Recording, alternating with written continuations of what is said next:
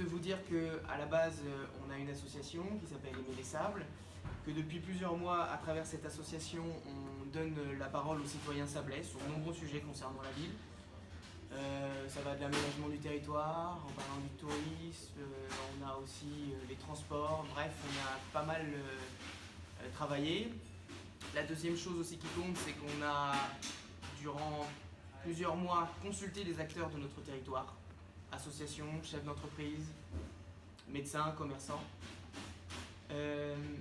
Une autre chose qui est tout aussi importante pour moi, c'est que depuis plusieurs mois, finalement, on a travaillé à un diagnostic pour notre territoire, parce qu'on est convaincu que notre ville, en fait, elle est un tournant historique.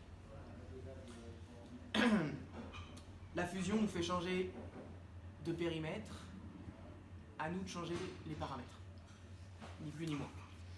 C'est pourquoi aujourd'hui notre association prend une nouvelle direction. Et pour rien vous cacher, à la suite de nos échanges avec plusieurs candidats, parce qu'on s'était engagé à les rencontrer, à la suite finalement de leurs déclarations dans la presse pour la plupart, le résumé c'est que nous ne pouvons nous satisfaire de l'offre politique faite aux citoyens des Sables-d'Olonne. Elle oscille, selon nous, entre gigantisme d'un côté et fausse proximité, de vieilles recettes inadaptées pour faire face aux enjeux de notre société. Je pense que nous méritons mieux. Et plutôt que de râler, plutôt que de voter par défaut, plutôt que de faire du mauvais esprit, ou plutôt tout simplement que de subir, eh bien nous faisons le choix de prendre notre destin en main. Nous relevons nos manches, nous nous mettons au travail, nous parions sur une autre vision de l'avenir. En bref, nous osons nous engager. Et c'est important par les temps qui courent. C'est donc avec courage et détermination que je suis candidat et que nous sommes candidats aux prochaines élections municipales de mars 2020. Très prochainement, nous développerons notre projet pour les Sables-d'Olonne et ses habitants. J'ai envie de lancer un message aux citoyens sablais à travers vous, qu'ils n'hésitent pas à nous suivre, qu'ils n'hésitent pas à nous rejoindre, et allons vers une ville nouvelle ensemble. L'étiquette pour moi, c'est aimer les Sables. Mais sur l'échiquier politique, vous vous situez plutôt dans quelle mouvance? J'aurais tendance à dire sans étiquette, parce qu'aujourd'hui, finalement, vous vous retrouvez avec une tête de liste, moi qui se retrouve à avoir une histoire. Je suis quelqu'un de droite, je ne m'en cache pas, je l'assume, pendant plusieurs années, ça a été mon cas. Mais aujourd'hui, notre équipe, elle représente plusieurs sensibilités. Parce qu'en fait, nous sommes issus de tous les quartiers de la ville, d'horizons différents, et puis c'est cet ensemble qui, quelque part, fait notre force. Et détermine notre vision et nos actions pour les Sables-d'Olonne. Donc ces sensibilités, aujourd'hui, elles sont diverses, et elles ont un spectre finalement assez large. Et aujourd'hui, elles nous donnent une vision pragmatique de la ville. Et je crois que c'est le plus important quand vous voulez construire un projet, et notamment travailler pour l'intérêt général. Vous avez dit que vous ne vous retrouviez pas dans les autres listes ou les autres candidats. Est-ce que vous pouvez préciser un petit peu votre pensée? Oui, je pense qu'aujourd'hui, la politique, c'est pas un combat entre ennemis. Je pense que c'est un débat entre visions concurrentes.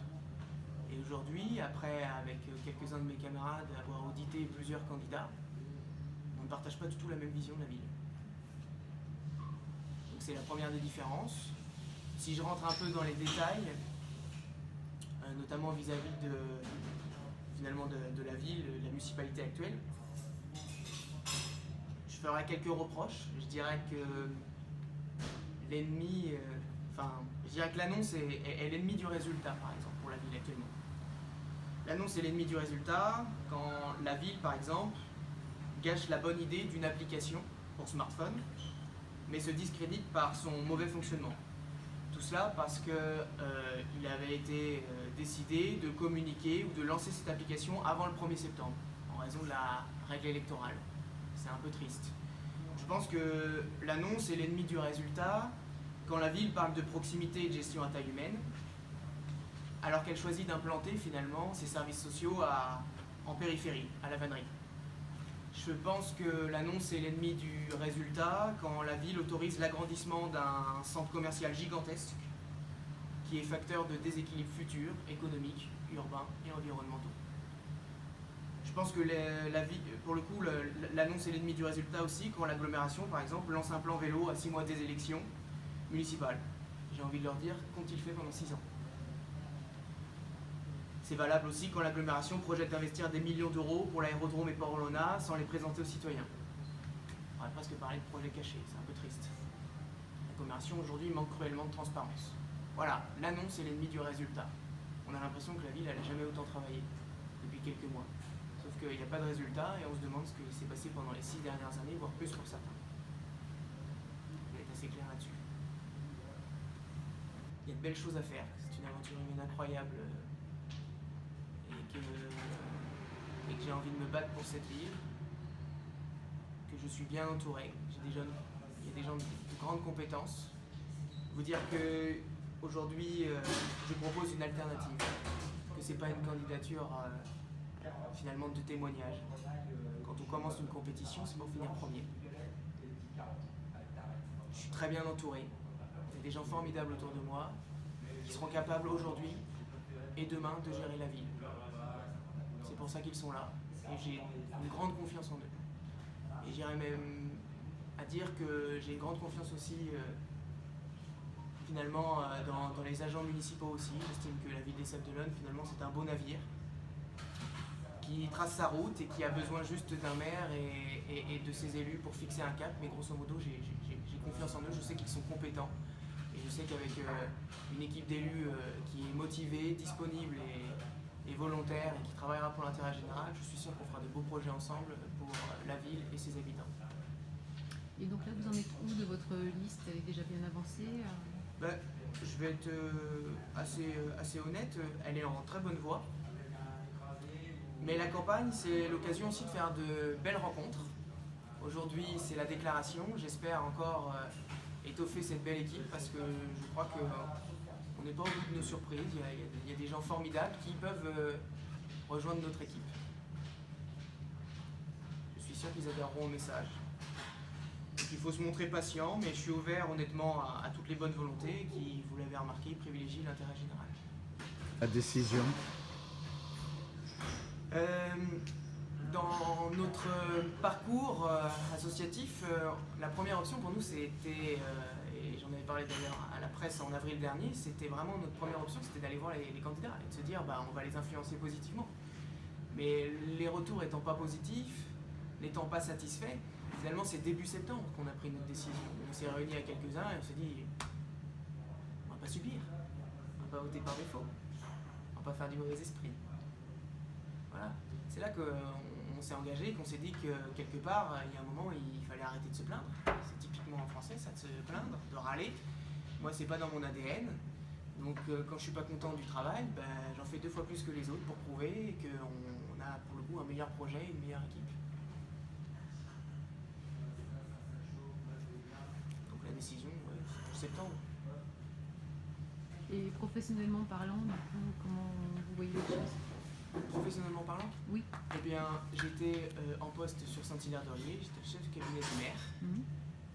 Et donc, j'ai quitté mes fonctions vendredi dernier. Pardon? J'ai quitté mes fonctions vendredi dernier. Ah d'accord. Oui. Là aussi, le courage n'est pas un calcul.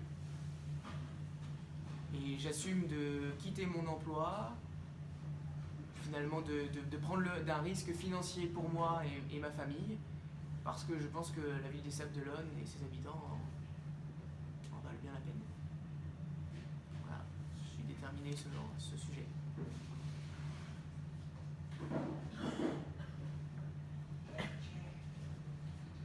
Dans vos articles passés ou les envois qui ont été faits, vous parlez beaucoup d'urbanisme, de développement d'urbanisme. Ça va être un des fers de lance de vos arguments, de votre campagne? Ou c'est pas encore prévu? Comme je l'ai dit dans la déclaration, le projet et la vision même du territoire, on y reviendra plus tard. Mais je peux répondre quand même à cette question et vous dire qu'aujourd'hui, finalement, j'estime qu'il y a 2 personnages qui sont centrales aujourd'hui dans la vie politique en France, c'est le président de la République et le maire. Le maire peut faire énormément de choses. Le maire et l'agglomération, si j'exagère un petit peu. Et un des rôles clés finalement de la ville, pendant pendant des années, on a parlé de maire bâtisseur, c'est l'urbanisme, c'est évident. L'aménagement du territoire, c'est décisif pour l'avenir.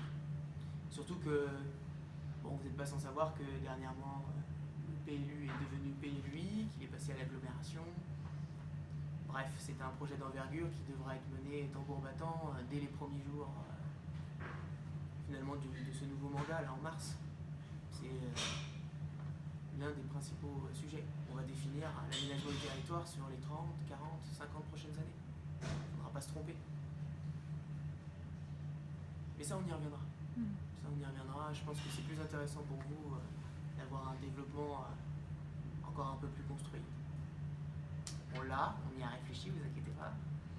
Je pense pas comme ça. Chez nous, c'est un peu la politique des petits pas. On avance prudemment, avec pragmatisme, mais on ne recule jamais. Alors, vous êtes combien sur la liste? Si c'est pas indiscret.